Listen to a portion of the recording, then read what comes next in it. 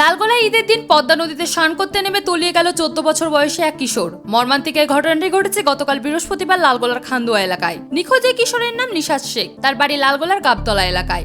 স্থানীয় সূত্রে জানা গেছে গতকাল ঈদের দিন বন্ধুদের সঙ্গে ঘুরতে বেরিয়েছিল নিশাত। বিকেলে তারা কয়েকজন মিলে লালগোলার খান্দুয়া ঘাটে পদ্মা নদীতে স্নান করতে নামে। প্রত্যক্ষদর্শীরা জানান নদীর জলের গভীরতা সম্পর্কে ধারণা এবং সাঁতার না জানায় স্নান করার সময় হঠাৎই তলিয়ে যেতে থাকে নিশাত। সঙ্গীরা তাকে বাঁচানোর চেষ্টা করলেও শেষ পর্যন্ত ব্যর্থ হয়। ঘটনার জানাজানি হতে এলাকায় শোকের ছায়া নেমে এসেছে। খবর পেয়ে দ্রুত ঘটনাস্থলে পৌঁছে লালগোলা থানার পুলিশ। খবর দেওয়া হয় উদ্ধারকারী দলকে। শুক্রবার সকাল থেকে নিখোঁজ কিশোরকে খুঁজতে ডুবুরিসহ নদীতে তল্লাশি চালানো হলেও শেষ খবর পাওয়া পর্যন্ত নিশাতের কোনো খোঁজ মেলেনি। এদিকে উদ্ধার কাজে দেরি হওয়া এবং হাতের কাছে দক্ষ রেস্কিউ টিমের অভাব নিয়ে ক্ষোভে ফুঁসছেন স্থানীয় বাসিন্দারা। এলাকাবাসীদের অভিযোগ, এই এলাকায় নিয়মিত এমন দুর্ঘটনা ঘটছে। অনেক ক্ষেত্রে পর্যটক বা স্থানীয় কিশোররা সাঁতার না জেনে নদীতে নেমে বিপদে পড়ছে। স্থানীয়দের দাবি, প্রশাসন যদি অবিলম্বে এই এলাকাগুলোতে কঠোর নজরদারি এবং প্রয়োজনীয় উদ্ধারকারী সরঞ্জামের ব্যবস্থা না করে তবে ভবিষ্যতে আরো বড় কোনো দুর্ঘটনা হবার সম্ভাবনা থেকেই যাবে। বর্তমানে পুলিশ ও স্থানীয়দের সহযোগিতায় নিখোঁজ কিশোরের সন্ধানে তল্লাশি অভিযান অব্যাহত রয়েছে।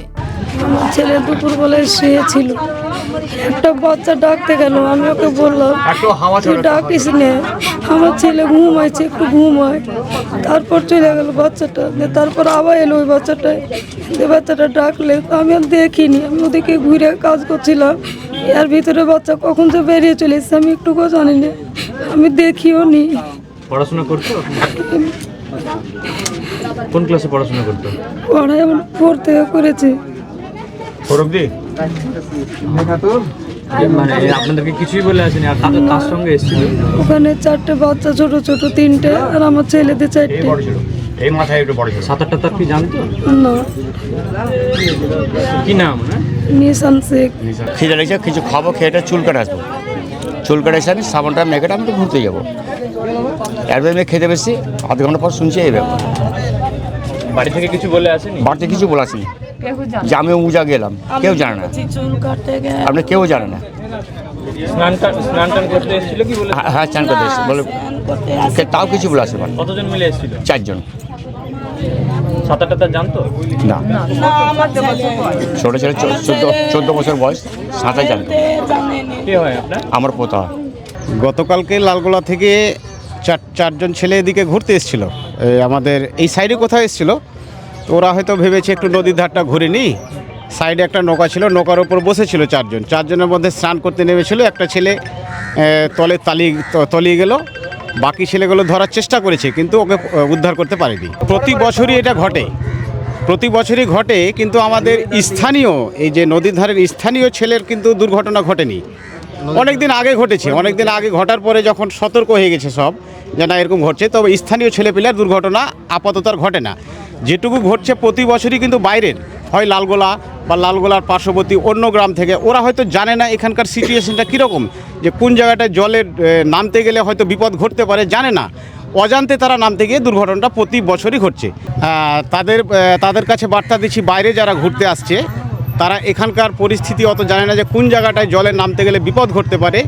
তো আমি ওদেরকে বার্তা দিতে চাই যে ভাই ঘুরতে এসো, কিন্তু নদীর ধারে জলে নেমে আচমকা কাউকে না জেনে জলে নামতে যেও না, না তো বারবার এই দুর্ঘটনা ঘটতে যাবে। কেন ওরা জানে না কোন জায়গাটা কী অবস্থায় আছে জলের। কি নাম আপনার? আব্দুল হালিম। এখানে আমরা কালকে 2টো নাগাদ দেখলাম ফেসবুকের মাধ্যমে যে একজন ডুবে মারা গেছে। তো তারপর থেকে দেখলাম বিএসএফ এসেছিলো এখানে, তারা লঞ্চ ঘোরালো। লঞ্চ ঘোরার পর তারা পায়নি, 1-1.5 ঘন্টা খোঁজাখুঁজি হলো। তো তারপর জানতে পারলাম যে এখানে একজন ডুবে মারাই গেছে সত্যিকারই। তো আমরা চাই, জনসাধারণকে একটা কথা বলতে চাই যে যারা বাইরে থেকে আসছেন তারা একটু সতর্ক হয়ে থাকবেন। মানে এখানে প্রায় এই ঘটনাটা ঘটে, তাই বলবো আপনারা একটু সতর্ক হয়ে থাকবেন। নদীতে নামলে একটু খুব সতর্ক সাবধানে থাকবেন। নদীতে মানে না নামাটাই বেটার। মানে চান করতে আসছে, হয়তো একটা ইচ্ছা যে পদ্মা নদীতে যাও, একটা স্নান করব, তো এটা তাদের থেকে আমি বিরত থাকার অনুরোধ করব যে তারা জেনে পদ্মা নদীতে স্নান না করে, যারা সাঁতার না জানে। হ্যাঁ, লালগোলা থেকে এসেছিল এরা 4 জন। কতজন ছিল? 4 জন ছিল এরা। ওরা কি স্নান করার উদ্দেশ্যে এসেছিল? হ্যাঁ, স্নান করার উদ্দেশ্যে এসেছিল এরা। সবাই মিলে স্নান? হ্যাঁ, সবাই মিলে যেরকম নর্মালি স্নান হয় সেরকমই স্নান করছিল ওরা। স্নান করতে করতে লাস্ট টাইম একটু উঠার সময়খানে এরকম হয়েছে। সতর্ক দেখেন, এখানে সেই পরিষেবাটা নেই আমাদের যে হুট করে যে চলে আসবে ডুবুরি, এরকম সিস্টেমটা আমাদের নেই। যে এখানে যে ডুবে গেলে যে 1-1 ঘন্টার ভিতরে আমাদের ডুবুরি এসে হাজির হয়ে যাবে, এরকম নেই পরিষেবাটা। হলেও একদিন পরে আসবে ডুবুরি, আজকে হলে কালকে আসবে এরকম। চাইছেন সেক্ষেত্রে? একটু চাইছি আমরা যে এখানে যাতে পরিষেবাটা চালু হোক, যে ডুবুরিটা আশেপাশেই থাকবে, যাতে এমার্জেন্সি আসতে পারে, এইটুকু চাইছি আমরা। কি নাম আপনার? আমার নাম এমডি অসীম আকরাম।